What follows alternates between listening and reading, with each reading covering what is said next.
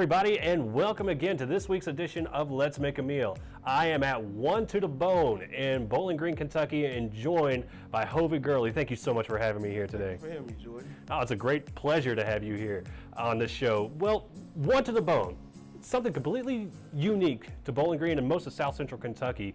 You specialize in hot chicken, barbecue, and everything in between. How did this place get started? Well, we started, we had a little small spot that we was running back and forth in Bowling Green, in and out of backyards or whatever, and different park areas. And we decided to, make it official and get us our building, and here we are. But there's something here. It's the hottest hot chicken I think that you can find. Tell us a little bit about this. Bone Hot Challenge. Bone Hot Golly, she will make you sweat. We had one guy to complete the challenge, and we ain't have nobody else even tried since yet. Well, I guess I'm the first one since then, right? We got us one. All right, well, as you can tell, I'm gonna go try this One to the Bone Hot Challenge. Hope I don't die. It's gonna be rough. So let's step back into the kitchen. Let's see how this is made. Yes, sir, let's go. Let's go. We're gonna flour it down real good. Make sure we get it drenched in that flour real good. I got a little of this, I got a little of that. Put our breast in. Our breast and our leg quarters, they normally take anywhere from 20 to 15 minutes to cook. All right, now we already got all our spices and seasonings that's already into our oil. We don't incorporate it all together.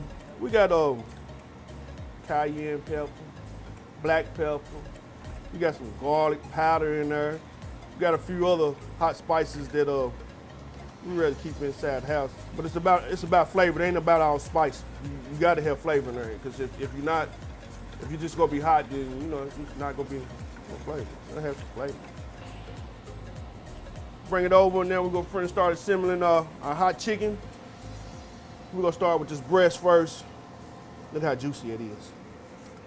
We'll dip it in there. Give them a turn. Give them a turn.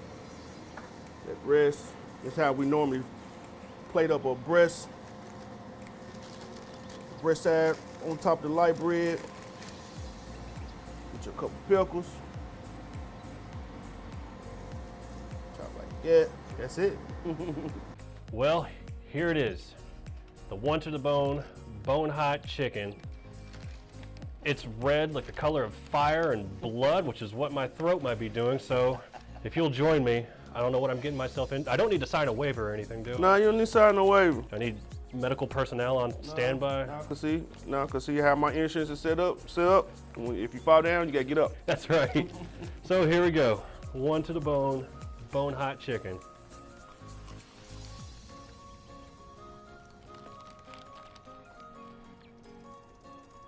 You know, as far as Nashville hot chicken goes, you nailed the taste. It's quite spicy. I can feel it. You can kind of hear it. It's right there on the throat. It'll make your nose run a little bit. Yeah, I can I can breathe a little bit. My face is turning redder than this chicken right now. I feel like I just swallowed hot lava. This is very tasty, very hot. Sir, you made an amazing meal today. I totally recommend this. It's phenomenal. Thank you so much for having me here today. Thank you. This is so hot, I gotta get some milk soon. Thank you, One to the Bone, and of course, thank you, Kentucky Proud, our sponsors. Until next week, I'm Jordan Smith for Let's Make a Meal. I'm probably gonna do some ice cream next week. Stay tuned. Oh man, that's funny. The BG Bad Boys fired up as Bowling Green was hosting PRP in their home opener first quarter. They get tricky. Bo Buchanan swings it to Des Wilson, and he flips it to Vito Tisdale. The old hook and ladder, and Tisdale's gone down the sideline, 71 yards to the house for the score. And he's got a little sum for the camera after.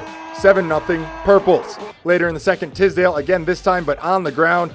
The 1-yard touchdown run puts BG up 14-zip. In the third quarter, Purples with a 24-7 lead now, and Michael Carter adds to it. This 12-yard touchdown run made it 30-7, and the Purples go on to blow out PRP by a final of 44-7 to move to 2-0 on the season. Over to the east side, where Warren East was hosting the Edmonson County Wildcats, and the Raider defense getting things done early on. They get to the quarterback for the big sack, but Edmonson County would respond. Still that same drive, and Skylar Klein is going to take this one and bounce it outside, and he's going to find his way to that yellow end zone. Touchdown, Edmonton County. Ensuing kickoff, though, EJ Smith is going to take this short pooch kick, and he's gone down the sideline. No one is catching him. That's going to make it 14-7 Raiders. Raiders back on defense after this. And once again, they get to the quarterback on the delayed blitz. Here comes the safety, and down goes the quarterback. Warren East goes on to win this one by a final of 42-14 to improve to 2-2 on the season. Mark Spader in the Bowling Green Purples at Warren Central looking to stay perfect on the season. First quarter, Bo Buchanan slings it to an open Scotty Brown, and Scotty does the rest, dives into the end zone to make it 7-0 Purples. 2 minutes later, Vito Tisdale going to take the handoff and find the end zone for 6. That would make it 13-0 Purples. Later, Bo Buchanan this time swings it out to Jameel Smith, and he's going to find the end zone. He's also going to find our photog Aaron's feet, but Aaron gets a shot, and Jameel gets a touchdown to make it 20-0.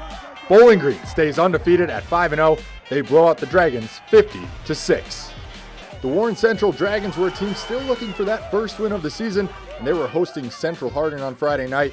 First half, and Junius Carpenter's going to take this pitch, make a cutback, and he's got daylight in front of him. He's off to the races, and he's off for 6, and that would make it 6-0 Dragons. Later, Xavier Ingram, this time, going to hook up with Chris Horn, who makes it look easy to make it 14-0 Dragons at that point. Tied at 14 now, and Ingram's going to drop back and find KJ Alexander, but it wouldn't be enough on the night.